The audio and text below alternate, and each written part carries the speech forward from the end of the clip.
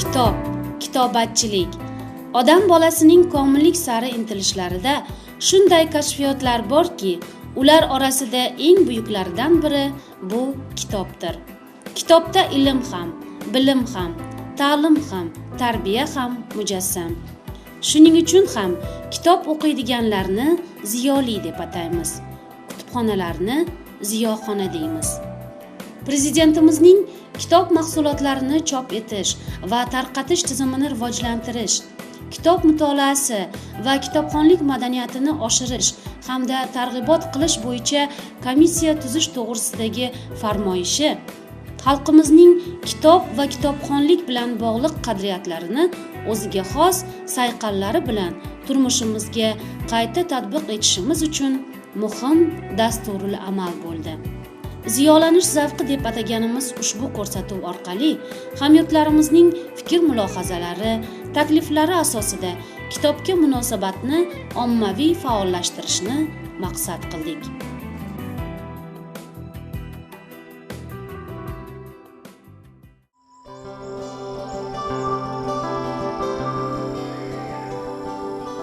Ziyolanish zavqi ko'rsatuvining ilk mehmoni O'zbekiston Yozuvchilar uyushmasi a'zosi, shoir va jurnalist Nosir Abbos. Nosirjon Dehqonov 1963-yilda Namangan viloyatining Chortoq tumanida tug'ilgan. Toshkent davlat madaniyat institutini tamomlagan. 3000 dan ziyod kitobdan iborat shaxsiy kutubxonasiga ega. Qo'sh rimoq qo'shiqlari, Muhabbatdan arzim bor, Sabr tabassumi kitoblari chop etilgan. Nosir aka, bugun kitobga munosabat tubdan o'zgarmoqda. Afsuski, shu munosabat bag'rida ahyon yuzakilik, o'rg'ovrachilik kayfiyati yuzaga tashlanmoqda. Bu borada sizning fikringiz qanday? Kitobga munosabat tubdan o'zgarayotgan bir paytda albatta urra-urrachilik bo'lishi ham tabiiy hodisa sifatida yuzaga keladi. Har qanday yangilik unutilgan eskilikdir degan xulosa bor. Bu xulosa hikmat darajasidagi xulosa. Yillar davomida deylik shuro tizimi siyosati sharoitida kitobga, kitob bilan bog'liq qadriyatlarimizga qaysidir ma'noda munosabat susaydi. Depsinishlar paydo bo'ldi. Hatto milliy adabiyotimizni, ayniqsa mahalliy ijodkorlarning asarlarini bepisandlik bilan o'qish yoki umuman ularga e'tibor qaratmaslik an'anasi paydo bo'lgan edi. Mustaqillik sharofati yana aylanib kelib mustaqillik bilan bog'lanadi va ayniqsa prezidentimiz Shavkat Miromonovichning tashabbusi, tavsiyasi bilan yangi qaror ta'sirida kitobga munosabat tubdan yana yangicha bir shijoat bilan o'zgara boshladi. Bu o'z-o'zidan qaysidir davralarda, qaysidir doiralarda urra-urrachilik shovqin-suronlarini ham yuzaga keltirmoqda. Shunday bo'lsa-da, bitta ta'kidni, bir fikrni mamnuniyat bilan aytkim keladi. Bu har qanday davr siyosatidan qat'iy nazar Sharqda, O'zbekistonda, xususan bizning Namanganda kitobga munosabat bor. U qizg'in munosabat bo'ldi va shu munosabat yana yangicha bir shijoat bilan yuzaga chiqmoqda. Mana Namanganimizda kitobxonalarga e'tibor yoki kitob taqdimotlari tadbirlarini o'tayotgani, kitob olami degan alohida nom bilan bir tadbirkorlik faoliyatining yo'lga qo'yilgani, uni yangi filialini yuzaga kelgani yoki tumanlarda bundan ibrat olib shu Namangan kitob olami mas'uliyati cheklangan jamiyati mulkchilik shaklida boshlangan harakatni ibrati sifatida tumanlarda ham bugun tadbirkorlarimiz kitob do'konlari yoki kutubxona binolari qurishga chog'lanishayotganini o'zida ham mana shu siyosatni katta bir ta'siri, ma'naviy nafasi sezilib turibdi. Bu endi ura-urachilik yuzaga keldi, bunga munosabat deganda men ayrim jihatlar bor. Masalan, maktablarimizda kitobxonlik kechalari, anjumanlari yoki axborot resurs markazlarimizda, o'quv dargohlarida, oliy ta'lim tizimida bo'ladimi, o'rta maxsus ta'lim tizimida bo'ladimi, qat'iy nazar bitta narsa ko'zga tashlanadi. Kitobxonlik konferensiyasi, kitobxonlik kechalari yoki ma'lum bir asarning taqdimoti deb nomlanadida o'quvchilar yod olgan, kitobxon sifatida yod olingan parchalarni, she'rlarni yoki nasriy novellalarni ifodasiz, ifoda intonatsiyasiga rioya qilmasdan taqdim etish holatlarida mana shu ura-urachilik degan siz nazarda tutayotgan bir tanqidiy qarash, bu barham topadigan bir jarayon deb hisoblayman o'zimcha. Chunki barham topadigan jarayon deyishimni bitta sababi, yaqinda Namangan davlat universitetida filologiya fanlari nomzodi adabiyotshunos olima Farida Karimova rahbarligida olima opamizning tashabbuslari bilan ifodali o'qish to'garagi ochildi. Bu umumta'lim maktabida emas yoki bolalar bog'chasi, maktabgacha ta'lim muassasasida emas. Bu to'g'ridan to'g'ri universitetda, oliy o'quv yurti qoshida ochildi. Endi O'zbekiston Yozuvchilar uyushmasi Namangan viloyati bo'limi qoshida faoliyat yuritayotgan to'garak, yosh qalamkashlar to'garagi bor. Nodira nomidagi axborot resurs markazi bor. Bu yerda o'tkazilayotgan an'anaviy tus olgan adabiy badiiy anjumanlarda ham juda ko'p biz duch kelardikki, shu ishtirokchilar oylab tayyorlanilsa-da, maxsus bir ssenariylar asosida hozirlik ko'rilsa-da, taqdimot lahzalariga kelganda ifodani unutish holatlari ko'zga tashlanardi. Bu albatta yomon. Chunki nafaqat o'sha kechani o'tishi uchun u bir mazmunsizlik, mazmundorligiga putur yetkazish, balki tinglovchilarni, atrofdagilarni ham ifodadan go'zal taqdim etish, adabiyotni, so'zni, lutfni o'zimizning milliy qoidalarimizga, an'analarimizga nomunosib tarzda taqdim etishga olib kelardi. Mana shu ma'noda men shu Namangan davlat universiteti qoshidagi to'garakni juda ham bir yuragimdan alohida bir muhabbat bilan qarshi oldim. U yerda to'garakda ishtirok etayotgan talabalarni chiqishlarini kuzatdim. Juda go'zal. Ayniqsa aruz vaznidagi mumtoz adabiyotimiz namunalarini o'sha o'zining sehri bilan, mazmun tarovati bilan, mantiq ohori bilan ifodali taqdim etish shakllanyapti. Juda chiroyli, zavqlanasiz. Endi hamonki kitobga munosabat nuqtai nazaridan kishi fikr bildirar ekan yoki umuman kitobdan o'qilgan narsani birovga taqdim qilar ekansiz, albatta zimmangizda bitta narsa bo'lishi kerak deb men o'zim shaxsan shunaqa hisoblayman. Zimmada, kitobxonning zimmasida o'qilgan kitobning tafsirini birovga taqdim etishda kitobdagidan ham o'tkazibroq, go'zal, ifodali taqdim etish bir layoqatini shakllantirish kerak. Chunki so'zda sehr bor deyiladi. So'z ilohiy degan kalimalar bor. Agar shundan kelib chiqib yondoshsak ham so'zga juda bepisand munosabatni, e'tiborsiz munosabatni qaratmasligimiz kerak. Bu bizni fiziologik shakllanishimiz bilan bog'liq ko'pincha. Lekin ruhimizda, ma'naviyatimizda kitobga ehtiyoj bor ekan, albatta o'zimizni fiziologiyamizni, ya'ni til talaffuzimizni, har bitta so'zning o'zini aytilish manevri bo'ladi. Qoidasi bor. Qaysi so'zni aytishda qaysi tovushga urg'u berish kerak. Qaysi tovushni tezroq yoki so'z ketma-ketligi. Kishi o'zini fikrini so'z orqali taqdim qilganda, so'z ketma-ketligida ham xotirjamlikni, ayni paytda zavqni saqlab qolish kerak. Agar shunga erishilmasa, kitobxonlik ham, kitobga munosabat ham oqsoq, depsingan holda qolaveradi.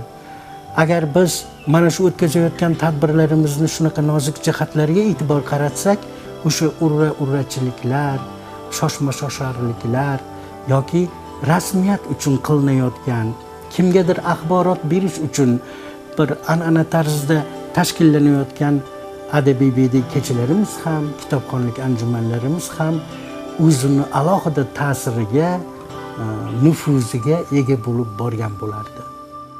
Kitob sotib olish yoki kutubxonadan kitob olish mutolaa jarayonining ibtidosi.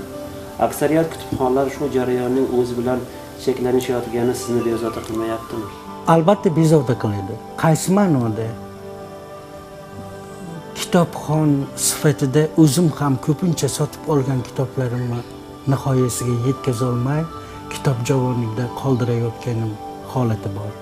Buni men bugun albatta ibrat ko'rsatish, aynan ijodkor sifatida bir jamiyatni jurnalist sifatida kasb taqozosi bilan jamiyatni yaxshilikka, ezgulikka da'vat etadigan so'z aytuvchi qalam kishisi sifatida ko'pincha o'zim ham shunga to'laqonli rioya qilmasligim o'zimda og'riq uyg'otadi. Lekin baribir bugungi boshlanayotgan xayrli harakatlar, qaror, kitobxonlik madaniyatini shakllantirishga berilayotgan siyosatimizdagi urg'u, ta'kid bizni bu og'riqdan, buni agar kasallikmi deb, odatmi, yomon odatmi deb hisoblaydigan bo'lsak, shundan tezroq olib chiqib ketishimizga turtki bo'ladi. Kitob tarbiya, tarbiyaning oltin kaliti. Men tasavvur qila olmayman, ehtimol shunaqa muhitda o'sganimiz uchunmi, kitoblar, adabiyotlar titilib ketgan, uvadalanib ketgan, xilvirab qolgan jildlari, lekin o'sha jildlarga yangi bir yarqiroq, yorqin rangli matohlardan jild qilingan kitoblarni uy takchalarning to'rida asrashgan, o'sha kitoblarga munosabat boshqacha edi.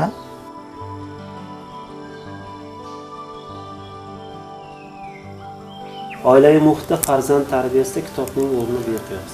Qizingiz Mehrnozda adabiyotga, kitobga muhabbat kurtaklari qanday ko'z ochgan? Bu zavqli jarayonga alohida e'tibor qaratganmisiz? Oilada 3 ta farzandimiz bor, 3 nafar. Mehrnoza akalari ham yaxshigina kitobxonlik ko'nikmasiga ega. Masalan, katta farzandimiz Otabek Namangan muhandislik pedagogika institutini iqtisod menejmentlik fakultetini tamomladi. Muhammad Yusufni Lola Qazg'ildoq yoki Navoiyni Farhod va Shirindan parcha, o'tgan kunlardan nasriy bayonni yodlasham bir alohida san'atku. Shularni yoki Said Ahmadni Ufq romanidan parchalar monolog tarzida yodlagan. Ko'pincha biz oila davrasida bir shunaqa lahzalarimiz bo'ladi, an'anamiz bor. Gap shu kitoblarga kelganda so'rayman o'zim. O'zim maxsus so'rayman. Shuni Lola Qazg'ildonni bir o'qib bergin deyman. O'qib beradi, odam dam oladi. Farzandlar bilan yod olingan narsalar, kitoblar haqida gaplashsangiz, o'zi bir ko'rinadi odamga. Ham dam olasiz, ham bir yangi fikr uyg'onadi kishida. Bolangiz esa qaysidir davrada o'sha yerda aytib berdimi, aytib bermaydimi? O'sha oila davrasidagi holat ham rag'bat berishi mumkin. Mehrnozni iste'dod endi tug'ma bo'lishi kerak. U haqiqiy iste'dod tug'iladi. U shakllantirilmaydi degan gap ham bor. man ko'pincha haqiqatda ham shunaqa bu bir qandaydir ilohiy iste'dodga ega tug'ildi shekilli degan iqrorim bor. Iqrorim u mendan akalardan, umuman onasidan, bizni katta oilamiz, amma, tog'alar, ovalardan ham o'zib ketdi. Kitobxonlik bobida. Sizlar bir kumush bo'lib ber deymiz. Kumush monologini, kumushning maktubini o'qiydi. U o'qiganda boshqacha o'qiydi. Yoki Sirojiddin Saidni Iqbol Mirzoni o'qiyvergani uchun Boburni, Uvaysiyni, Nodira begimlar kamroq o'qiladi oila davrasida. Lekin Mehrinoz ta'sirida biz ayrim satrlarini yodlab olganmizda qulog'imizga tushavergani uchun. Nafaqat qulog'imizga tushavergani uchun uni chiroyli taqdim qilish, men yuqorida aytdim, ifoda. U ifodali aytadi.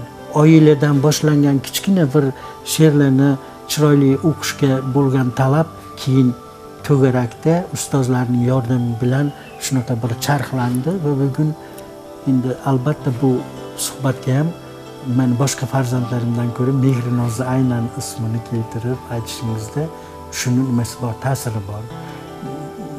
Shu fursatda men uni barcha ustozlarga, Namangan adabiy muhitida qalam tebratayotganlarga rahmat aytdim keladi. Bilamiz, kutubxonangiz juda boy. Unda salmoqli, zalvorli adabiyotlar mujassam. Ammo nima uchun ular qatorida Nosir Abbosning kitoblari kabi? Rahmat katta.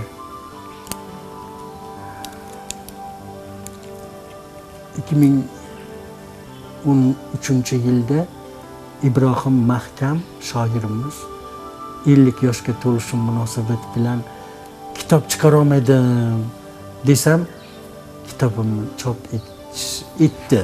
Va shu ijodiy kechalar o'tkazildi. O'zbekiston Yozuvchilar uyushmasining a'zosi sifatida 50 yoshligimda ancha yaxshi e'tibor qaratildi. Shu ijodiy anjumanlarning birida taqdim qildi. Sabr tabassumi degan. Oldinroq 2001-2002-yillarda Muhabbatdan arzim bor, Qo'sh irmoq qo'shiqlari, she'riy bitta kitobimda qatralar ham kiritilgan 3 ta kitobim chiqqan. Mashrab belanchagi, Namangan adabiy muhiti, Namangan adabiy gulshani degan kitoblarda Hamidjon Hamidov, Mahmudjon Ma'murov, Alixon Halilbekovlar mualliflik qilishgan tazkira kitoblarida shu she'rlarim, asarlarim kiritilgan. Bugun yurtimizda kitobning yangi bayrami boshlandi. Bu bayramda o'zingizning ishtirokingizni qanday tasavvur qilasiz? O'zimni ishtirokimni kitobxon sifatida faol, ijodkor sifatida faol, jurnalist sifatida faol his qilaman, ko'ra bilaman. Chunki nafaqat og'zaki, nafaqat suhbatlarda, muloqotlarda, xalq bilan muloqotda ham bir muloqotga kirishish odobida albatta biz kitoblardan foydalanamiz. Hadislardan, xalq maqollaridan, Navoiy bobomizning o'gitlaridan keltirmasdan turib qanaqa muloqotga kirishish mumkin? Men shaxsan tasavvur qila olmayman. Shundoq ekan, hech bo'lmasa prezidentimizning nutqlaridan keltiramiz-ku. Shu nuqtai nazardan hamma nuqtada o'zimni faol bo'lishim kerak deb hisoblayman. Bu jarayon boshlandi. Bu kitob bayrami deganingiz faqat she'rxonliklar qaysidir davradagi adabiy badiiy taqdimotlargina emas. Bu har lahzamizda ma'lum bir tayyorgarlikni, mas'uliyatni talab qiladigan ham bayramda. Bu kitob bayrami boshqa bayramlardan farqi ham balki shudir. Kim unda qatnashmoqchi bo'lsa, albatta bedor soatlar belgilasini o'ziga, yodlashim kerak degan majburiyatni olsin zimmasiga. 60 ming misra she'r yod olmagan kishi shoir bo'lolmaydi. 60 ming misra she'r yod olgan kishi she'r yozmasa ham shoirdir deganlar. Nozir aka, bugungi mazmunli go'zal suhbatlar uchun o'z minnatdorchiligimizni bildiramiz. Fursatdan foydalanib sizning ijodingizga omad, barkamollik va yaqin kunlarda sizdan ajoyib she'riy kitoblarimizni kutib qolamiz. Rahmat, katta rahmat.